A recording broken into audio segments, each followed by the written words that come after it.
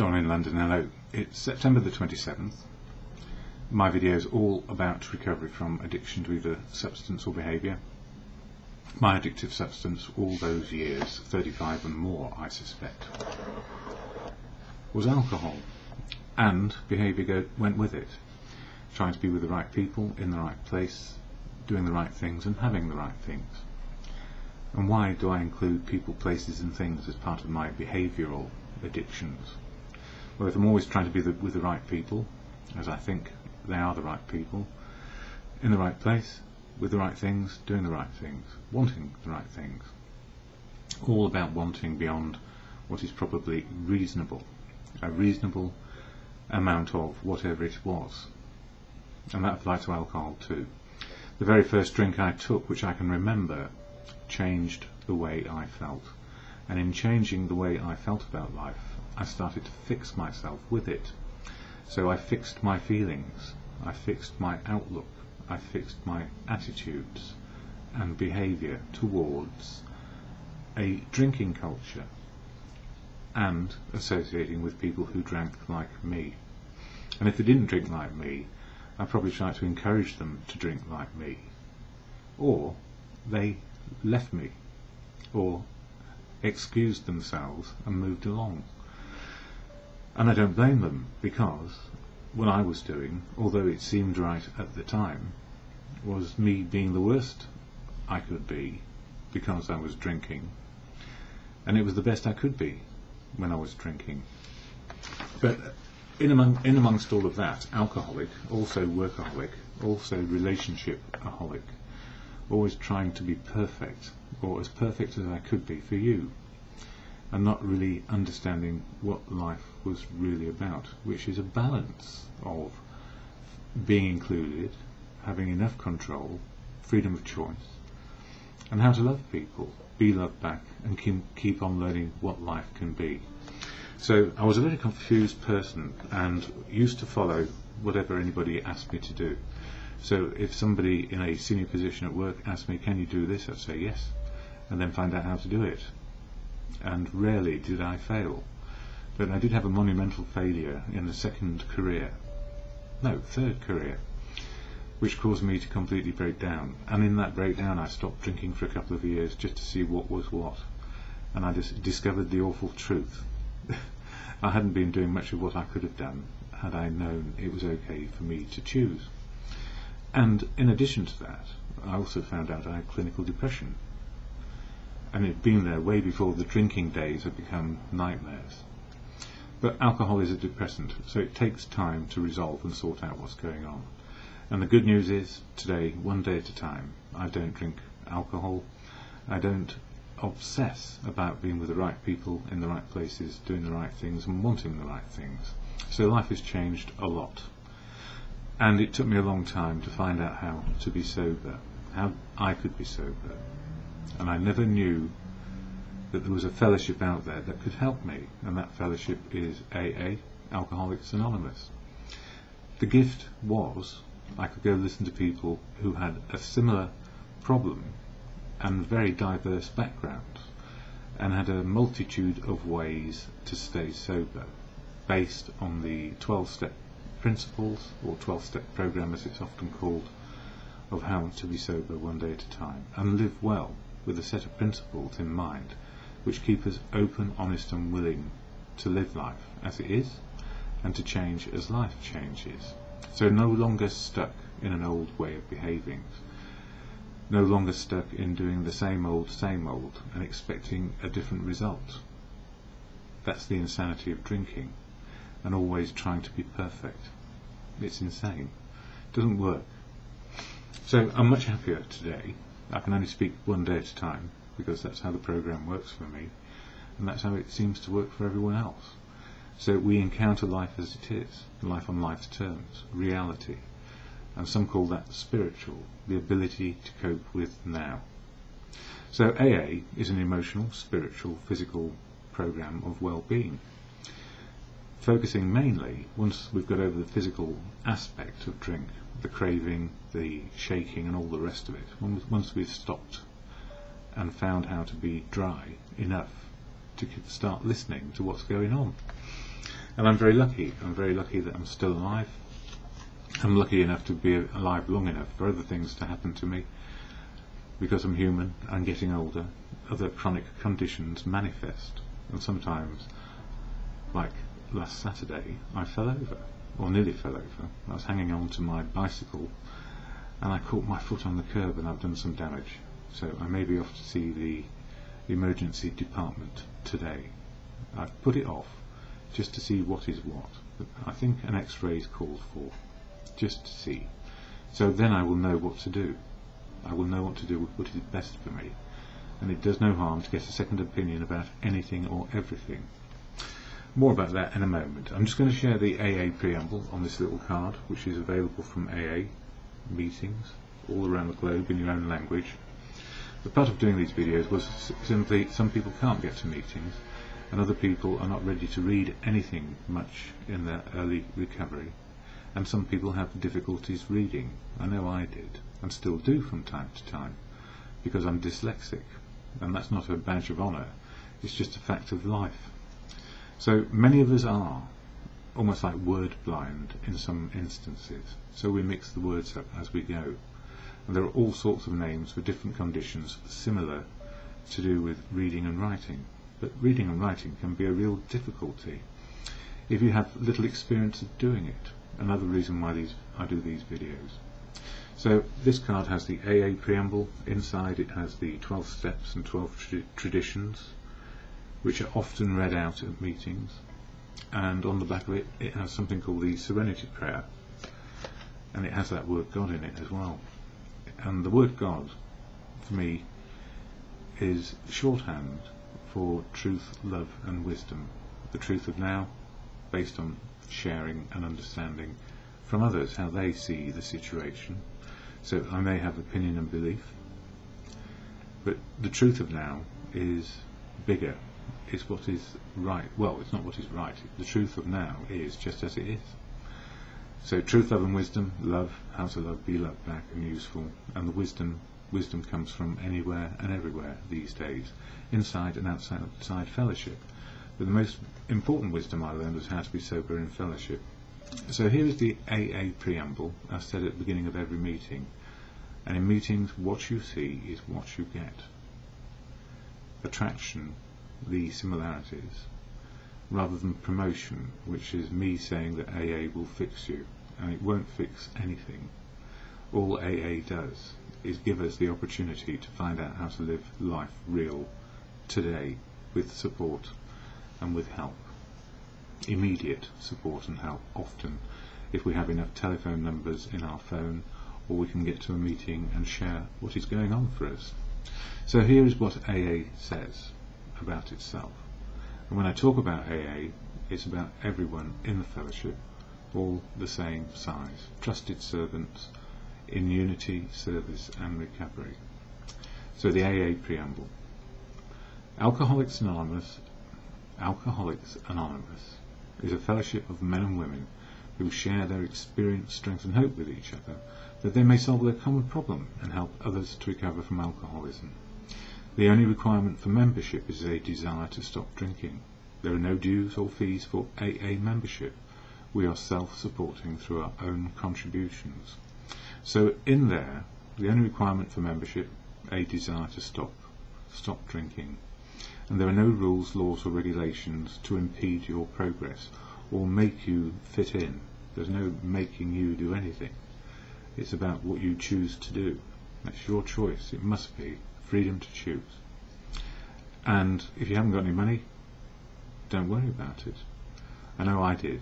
I had very little money when I first came into the fellowship, and I mistakenly thought I must put in as much as I can at the expense of buying food, or the right food, or just having enough clothes on my back. I was so proud that I didn't want to seem to be less than anyone.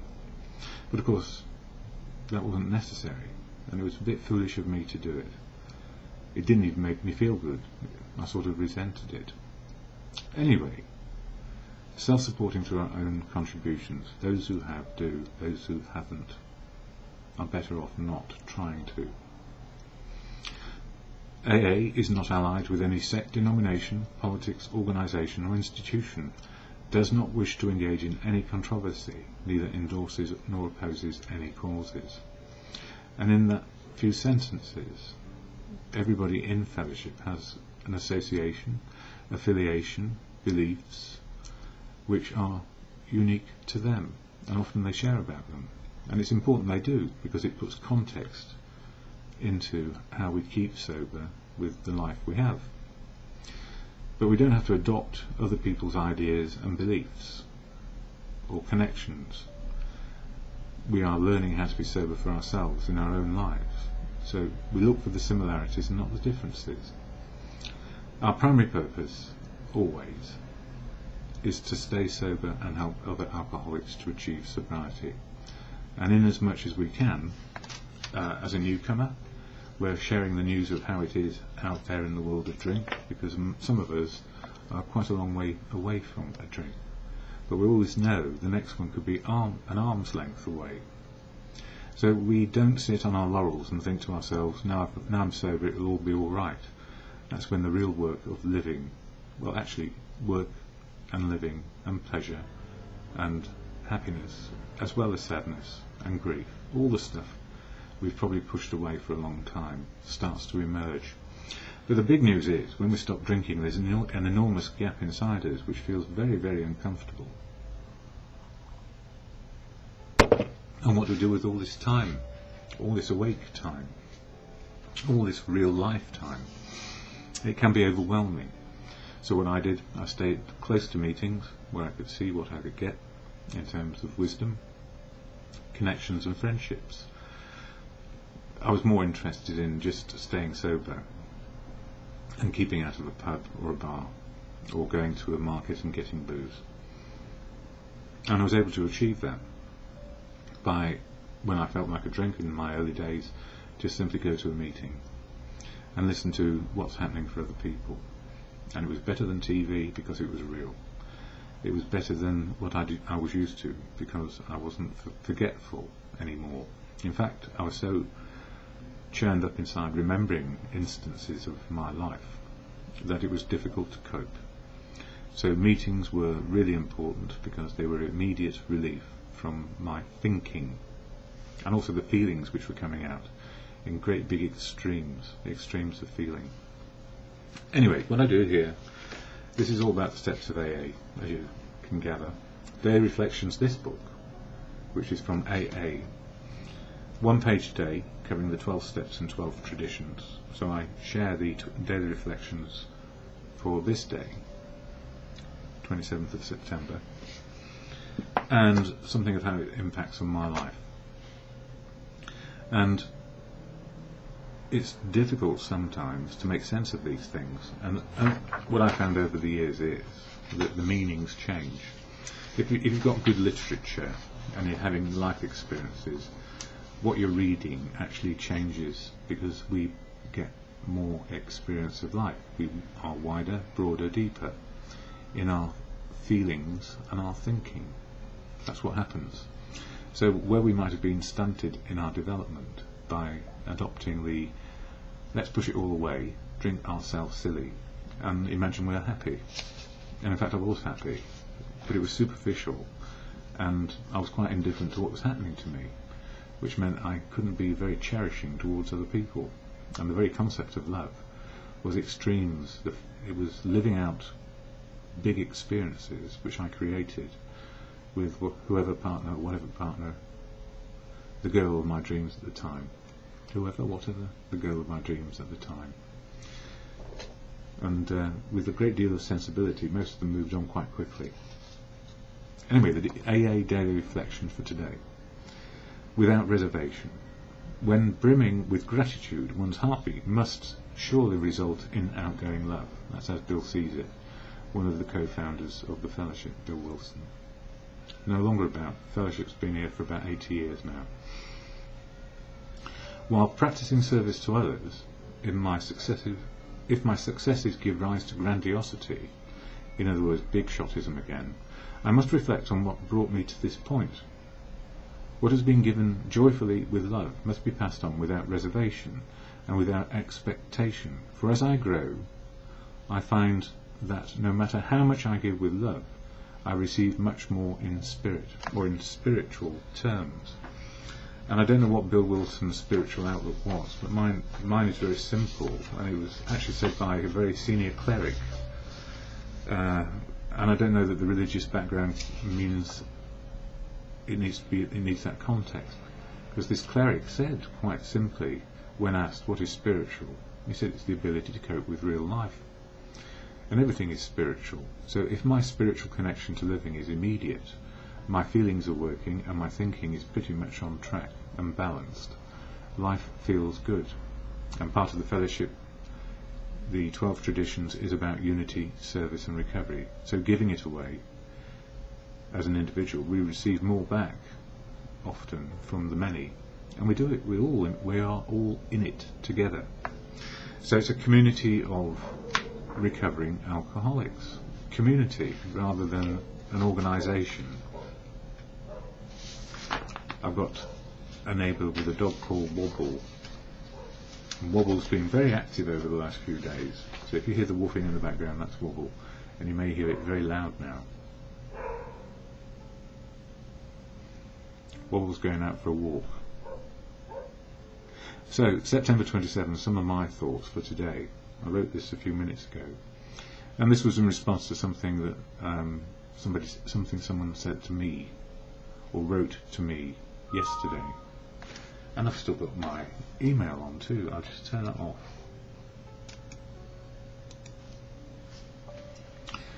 And here I'm saying prolonged denial is horrible, like living without purpose. And denial is saying, I don't believe it, I can't believe what has happened to me. And in the context of today, what is important to know is why we are in denial, and once we know it, what to do. Denial is really important, a really important part of grieving towards acceptance and cherishing people. Every emotion has its place in our lives. I'm going to read that again. Prolonged denial is horrible. Now, denial is, if we have an event in our lives, like somebody dies who we love, we do say, I can't believe it, and it pushes our self-esteem up a little bit so we can cope with this disaster. And part of saying I can't believe it is, I can't deal with the full impact of my emotions right now. So we tend to push them down.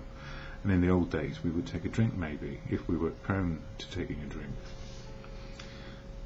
But if it goes on forever and ever, and I know in my family, my grandma grieved my grandad, even though they didn't seem to get on the surface.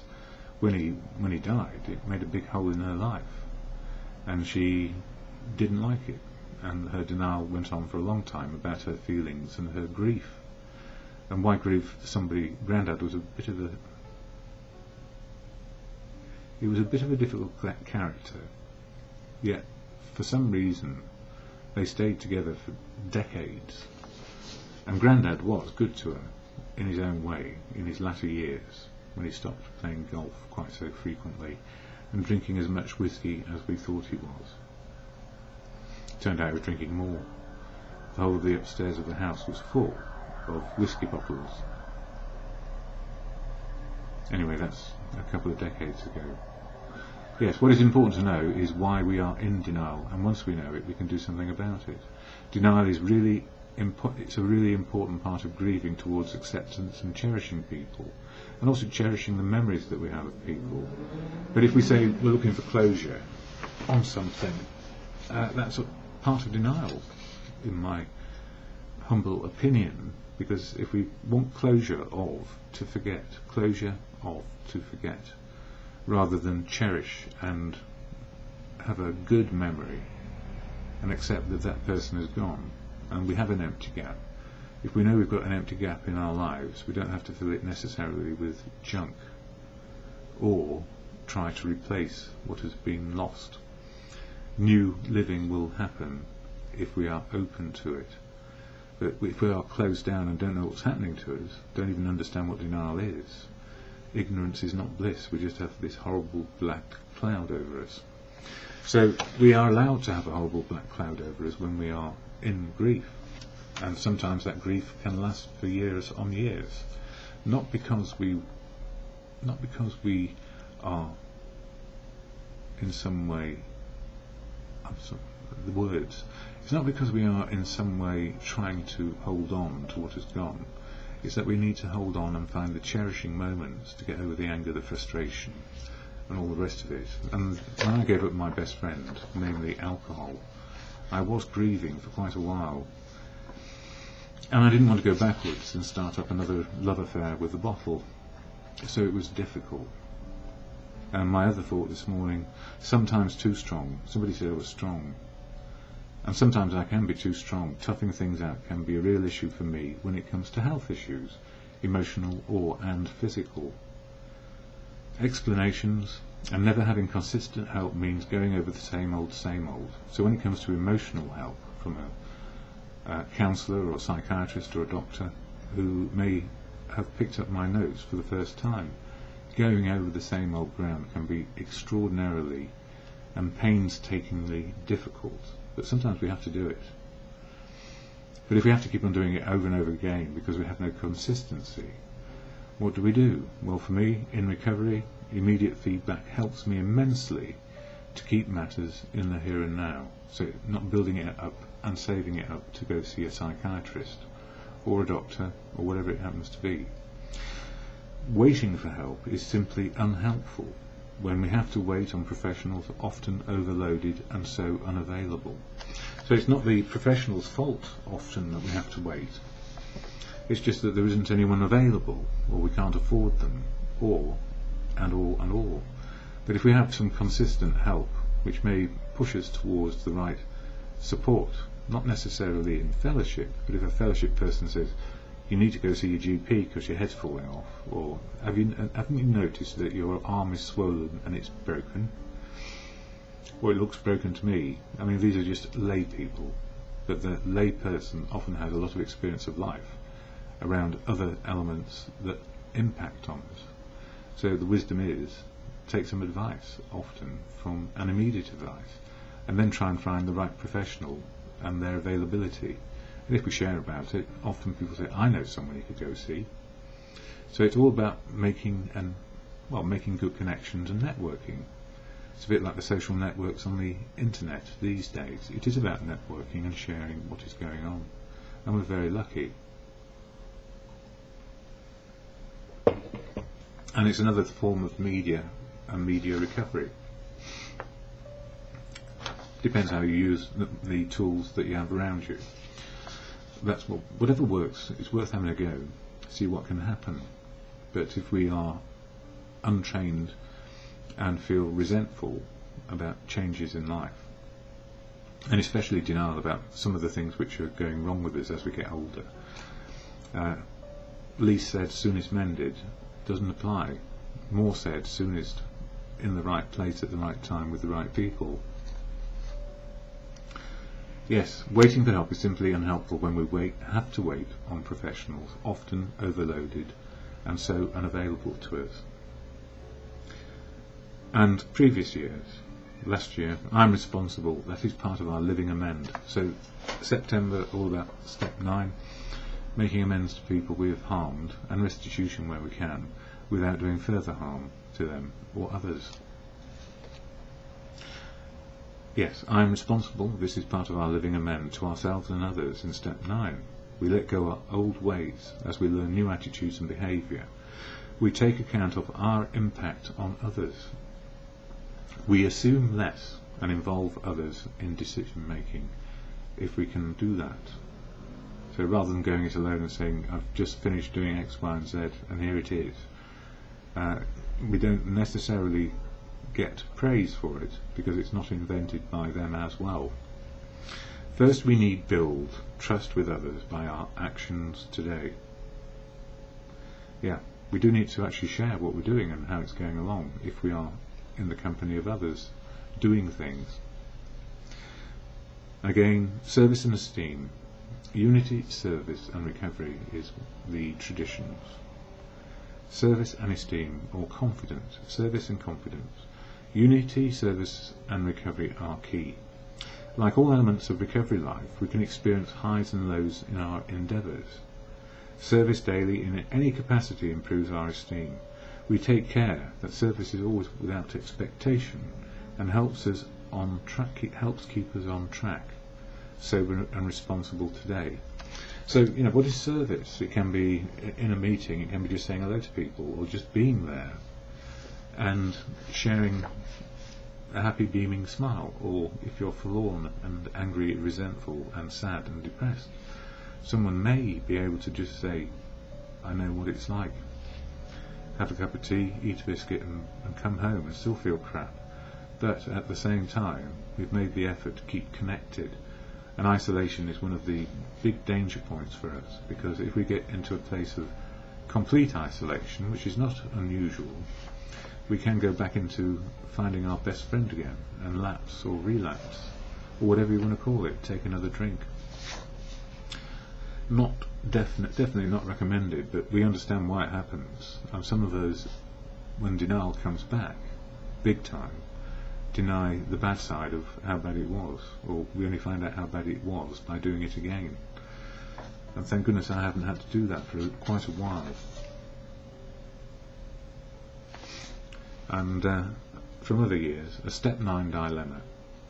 My living amend to myself is to say no to anything assumed, which compromises my choices without fair consultation, in advance of decisions already taken. I hope this is a right action, may be a test of my personal resolve and esteem. I know what is fair in my own mind, and what is fair for me to ask of others. So, people can be ever so helpful by recommending you to help another person, or why don't you just, I've given them your number and you can expect a call. And the answer is, that's not very helpful to me, and I have to say no to it, otherwise I'd be on the telephone 24/7. But that's not grandiose, it's just me saying, I can overdo it, and I need time to recover myself around things which are important. And yes, it is a dilemma, how to say no. Recovery life is not all sweetness and light. If we're going to be able to live a full life, there are times when our old people-pleasing behaviour can lead us into resentments against ourselves. Why did I say yes to that when I know it's bad for me? Why didn't I just say, I'm not up to it right now? In fact, I'm not up to it at all. People sometimes expect just a yes when we really need to say no emphatically, or we build resentments upon resentments. So other people's expectations of us can cause resentments for me and you. So if they expect us just to fall in line with their outlook without consultation, we will feel a resentment, and then when we say no, they are resentful too. It can be called poor communications, but it's great assumptions around unity, service and recovery. We can do what we can do when asked, but not say, I've asked someone to give you a call because they need some help, or I've asked somebody to give you a call because I know you need some help. Works both ways round, and not invented here comes to mind, because we are stubborn and defiant people often, even when it's for things which might help us. There are times when we suddenly see an expectation and we have not been consulted, and we know it's not going to be good for us, and we may let down another person, and we wonder what the next right action to take may be. It may seem obvious, say no for all the right reasons. I do not feel obliged given the current circumstances. It was a request beyond friendship. It was an instruction. It was an unreasonable request. It offers no benefit whatsoever to anyone by just passing it off onto another person without their say-so. It would be done to please another where there is no reciprocity, there's no give and take. In other words, no give and take, and no balance and expectations beyond fair and equal to all concerned. So sometimes people say, oh, I know somebody who can help you, without even saying, before I say I know somebody who can help, may be able to help you, I need to see whether they're available or not. And having contacted them, are they up to it right now? Because life keeps on changing. And sometimes we do make great assumptions about people, places and things. So, saying no means no, as Gandhi said, and this is a paraphrase, I can't remember the exact words, but it's a slightly longer sentence. An emphatic no is better than a half-hearted yes. So having been roped in and we half-heartedly go along with it, there are the resentments building, and they're under construction and will lead to more difficulty rather than just say no. And it is difficult to say no when you want to be helpful, and sometimes the most helpful thing to do is to say no. I'm not up to it, I'm not ready for it, I haven't got space for it or time.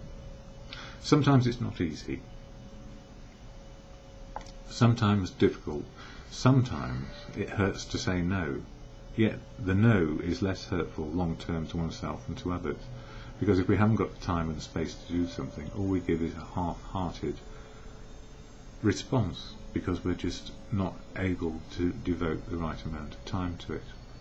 And that's what happens to professionals who are good. Good doctors, overloaded. Good psychiatrists, overloaded. Good counsellors, overloaded. Who wants to live resentfully, having again sucked it up? Yeah, suck it up, somebody said to me. You need to do this. I said, I did use a very bad word.